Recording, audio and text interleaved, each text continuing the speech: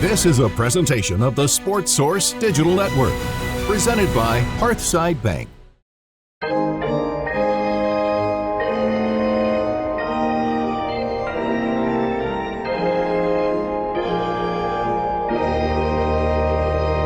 Welcome to Sports Source Hardball. I'm VFL pitcher Will Heflin. I'm joined by VFL shortstop AJ Simcox. Our other companion, Andrew Lee's out of commission this week, so it'll just be a two-man show. If you do like and subscribe, that helps us a ton. Show support for other channels on Sports Source Digital Network, just like this one.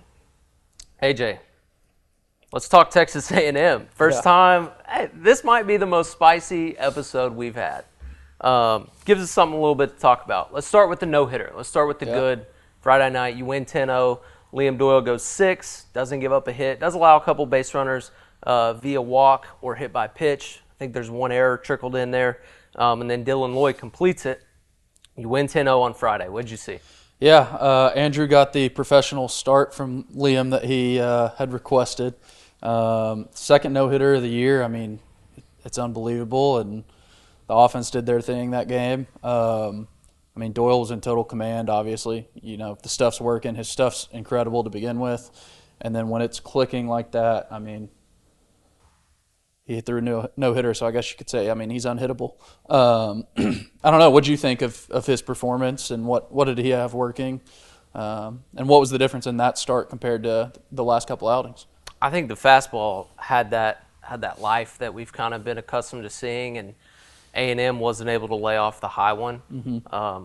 Really, that's the whole key when you face Liam Doyle. Some teams, if they foul it off or are able to leave it up in the zone, that gets his pitch count up. He's not able to put guys away as quickly. Yep. And so his stuff was just really good, and he's starting to flip that splitter in, starting to flip the slider in more for strikes.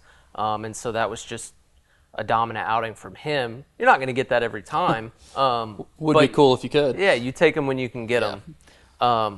The big thing with him is just his pitch count, right? Yeah, I mean, it we've always talked is. about that. His stuff's electric. He's a strikeout pitcher, though. With strikeouts comes a high pitch count. So, you know, that's the big thing. And it's not a knock on him at all. I mean, that's just how it is for all strikeout pitchers. The pitch count goes up because you're striking guys out. You might be going deeper in counts because they're not putting balls in play early. And so, but I mean, he was tremendous. Yeah, he was. And then last little positivity before we talk about Saturday. Yeah. Speaking of strikeout guys, Chase Dollander makes his MLB debut, gets the win. His stuff was ridiculous. Yeah. He was like 99, throwing sliders at 90. He had a little adrenaline, I'd say, Yeah. making your big league debut. Another Tony Vitello guy breaking in. Looks like he's going to have a good career in Colorado, a place where you need some pitchers, huh? It's not an easy place to pitch. I guess it's probably makes him feel a little bit at home, right? Having to pitch throughout his career at Lindsey Nelson, which everyone refers to a bandbox. So yeah. So Saturday, 11 homers, not for the good guys. yeah, A&M seemingly got rid of whatever demons they had, bad juju, and just seemed to unload every ounce of frustration they had on some really good Tennessee pitchers. yeah. They punched Tennessee in the mouth, and Tennessee wasn't able to get up. And, unfortunately for Tennessee, they had to do it twice in that same day. Typically, I think a doubleheader helps the team that lost because It's hard to sweep a doubleheader. Yeah, it's hard to sweep a doubleheader, but A&M just never relinquished that momentum the entire day. We had talked about it last week, right? With A&M, I had done the comparison to Florida last year. Crazy talented team, very highly ranked coming into the season. I don't know where Florida was last year. I think they were top 5. A&M preseason number 1 this year. So the talent's there. They have a lot of experience returning from last year's team. They just haven't been able to figure it out. And I think what we saw this weekend was them finally getting a little bit of juice, a little bit of confidence after that first game. And then the second game of the doubleheader, you come in, you put up a 3 spot in the first inning, and then it's really starting to build. And we just weren't able to come back and answer with that. And so I think it's an outlier for Tennessee. I'm not overly concerned moving forward with it. But I think this could be the thing that kind of catapults Texas A&M's season, jumpstarts it, and we see them take off a little bit more. It's not the bottom SEC dweller that people think it is when they see the record. I mean, it is a very talented roster, and it showed this weekend. Well, we can't change what happened, right? And so if you're Tennessee, it's kind of one of those throw away the tape days. But, we could sit here and talk about it for 2 hours and nitpick everything that went wrong. Let's dig in. Outside of freshman Chris Newstrom being a real bright spot, another freshman kind of getting more SEC action. He played left field and had a really big day. That was 4 hits in 2 games. Yeah, that was kind of the big bright spot for Tennessee.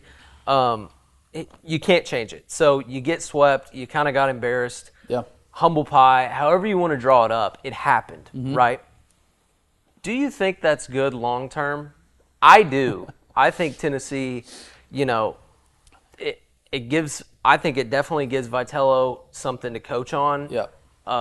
Like I said, flush it this week, but now you've got that to draw from as you move forward.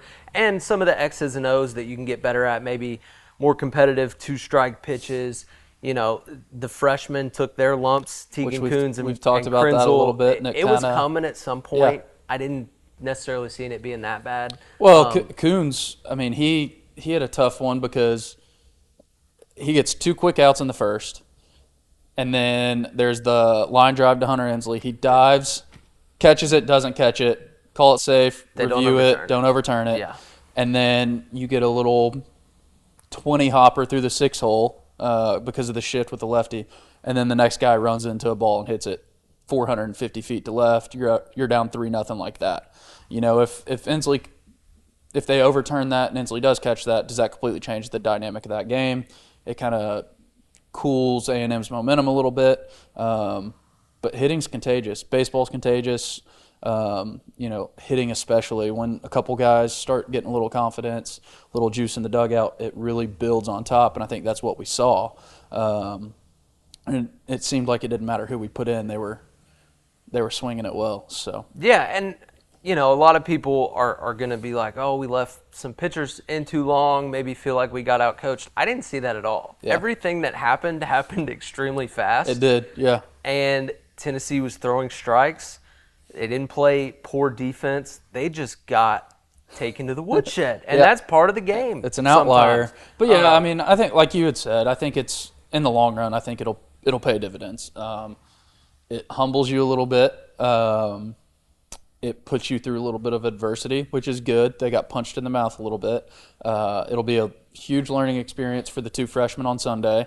And then, I think Tony will and the staff will have not necessarily fun with it, but they're gonna enjoy being able to have these coaching moments. We'll say it that way. I mean, it's easy to forget after a day like that. That was the number 1 ERA pitching staff in the country, and you give up 26 runs in one day. It was almost so bad that it was good. Right? Having played for Tony, what do you think how do you think the staff will handle it with the? Yeah, the funny part is even before Tennessee baseball was as dominant as it is now, I don't ever remember one that bad. Yeah, especially in the same day. Now we took some beatings. I remember Garrett Crochet, current Red Sox All-Star, mega deal, one of the Cy Young favorites. We lost 21-6 in a game that he started on Friday night to Florida, and then actually had a doubleheader the next day, and we were like this close to winning that series. Mm-hmm. So I got beat up on occasion in the SEC, but it's just not something that they're used to right now, and certainly haven't felt that feeling in a while. I think the approach directly after the game was probably kind of flush it.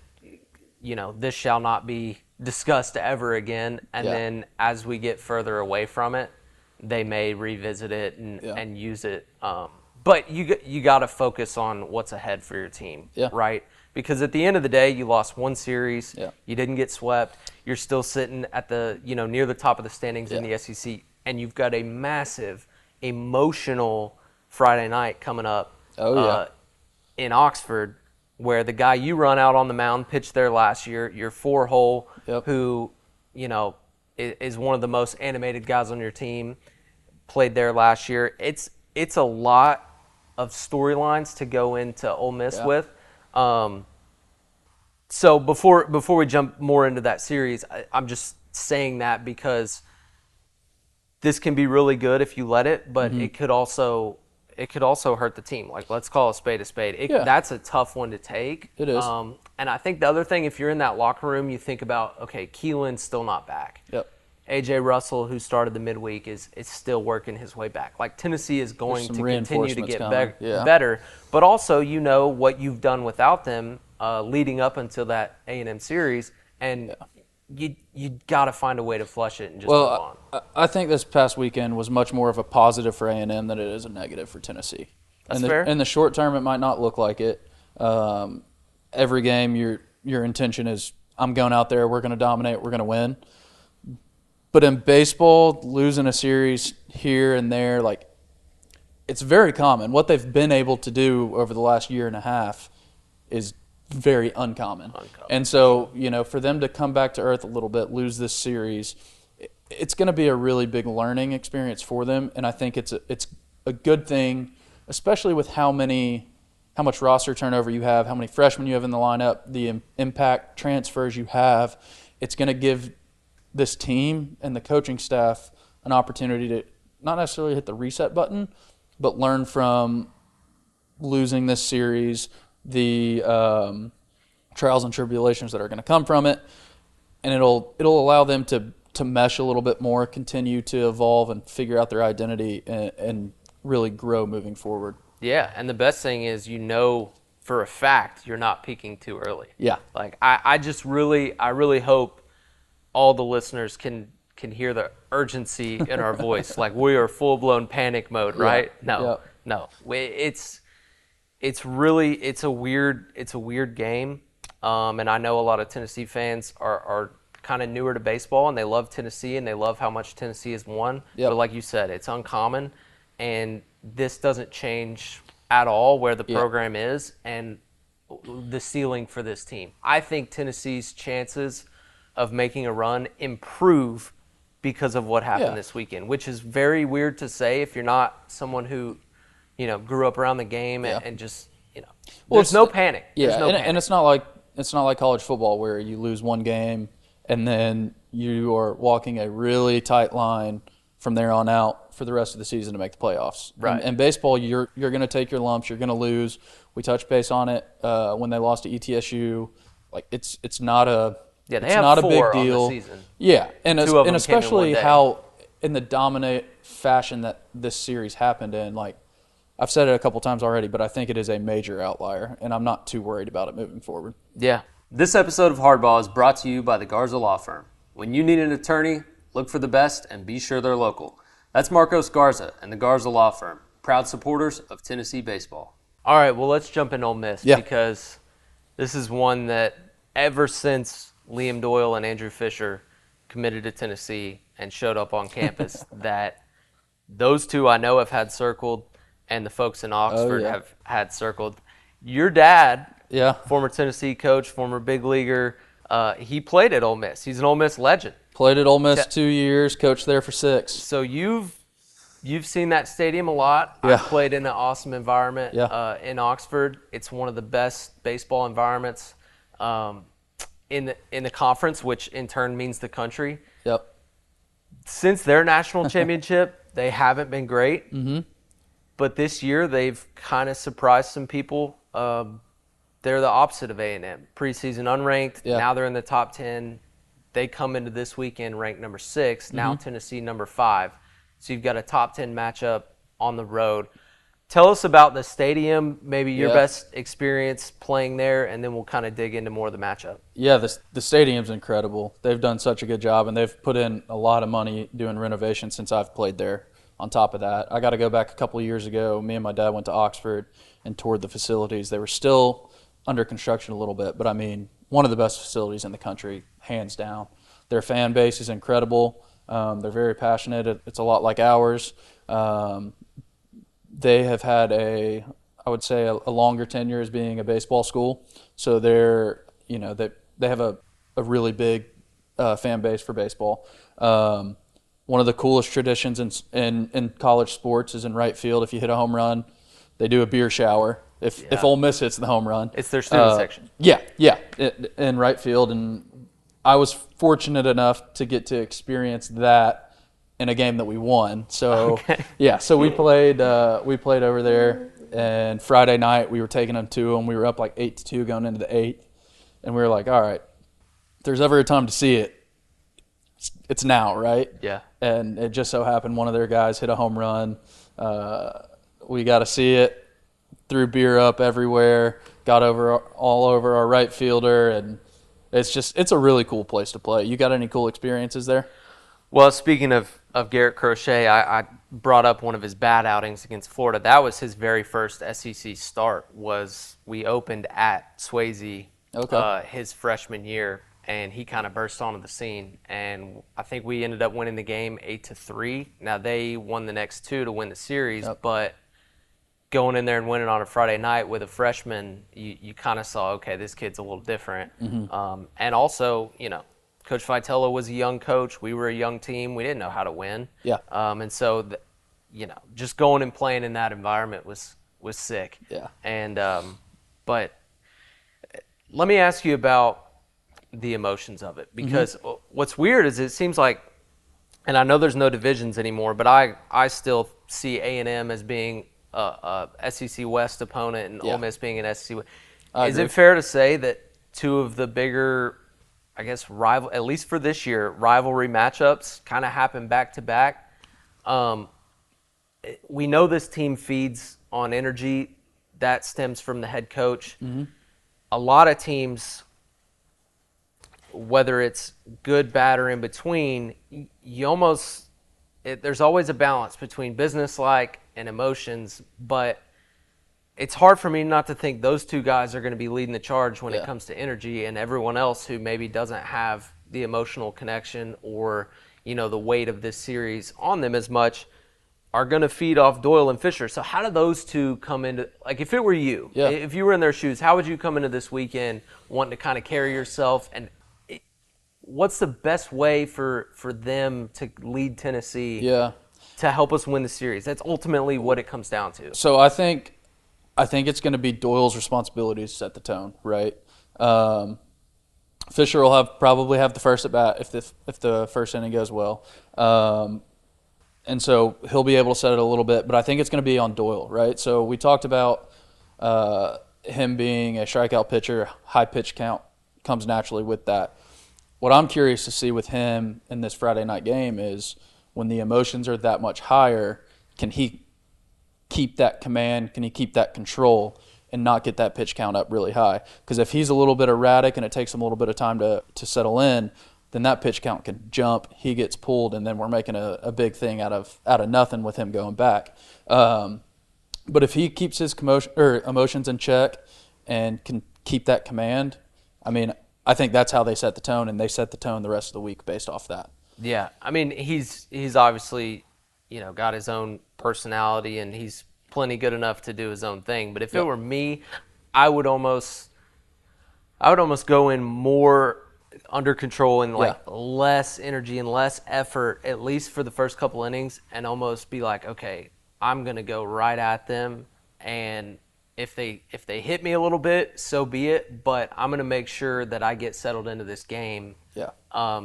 To prevent kind of what you talked about, overthrowing a little bit, losing the command.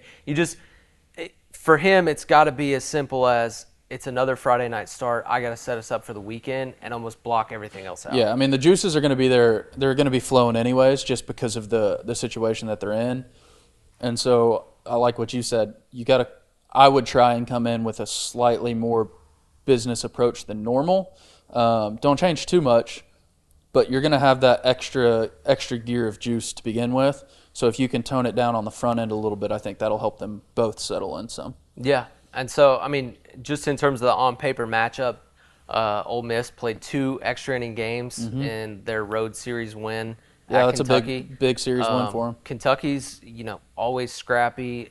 It was a really hard-fought series. Yep. Could be seen as maybe a letdown spot for them. So if you're Tennessee, it's kind of the perfect storm. Like I just don't know if their bullpen's really good. They've got some power in their lineup. They kind of got some versatility. Obviously very talented, but I think if you're Tennessee looking at this matchup, you're like, okay, it's a good, chance to get that taste of A&M out of our mouth. Maybe some extra storylines add to the series, and maybe we kind of get them in a good spot for us as you're trying to build on your season. Because ultimately, you go win a road series at Ole Miss, you're right back into the top 3 of the RPI. You're probably back in the rankings where you need to be in that top 3, and you just kind of get back into the rhythm of the season. This really is, I hate to make it sound more important than it is. It's kind of a turning point, right? How you respond it could be to this series, will tell us a lot about the team. And so if you go and you have another bad weekend, then you can start to have concerns and conversations about, okay, what's the morale in the locker room? What's this really? But if they go show a good series at Ole Miss, I think everybody's going to be saying, thank you, Texas A&M. Yeah, it's in the rear view, and nobody's thinking twice about it. Absolutely. Let me ask you this. With Doyle, I know when he left the mound on Friday, Woody came out there. It was just a blister on his finger. As a pitcher, how big of an impact will that have? Are you looking at that come up Friday, or do you think it's kind of a non-issue? Is that enough time to let it heal? Probably. I mean, he's probably in there getting, treatment on it all day. It's just one of those things you don't want to, have bust back open. So with you, when you were pitching with a blister, what were the ramifications of that? What kind of impact did it have on you? It's just uncomfortable, and maybe there's some feel with the off speed that's not as good. But especially with where they're going this series, I would imagine that'll be completely taken care of. And should be a non-issue. Now, if it comes back up, then it'll be one of those gutsy, get through it type performances. But I think he would have to be missing his left arm to have any shortened outing. This weekend, aside from the game flow dependency. Yeah, no, without a doubt. For sure. Well, that's pretty much it for today. We appreciate everybody watching the show. Again, please do like and subscribe. Helps us a ton. We wish Tennessee and everybody going down for the series safe travels, and here's for a good weekend. Thanks. Go Vols.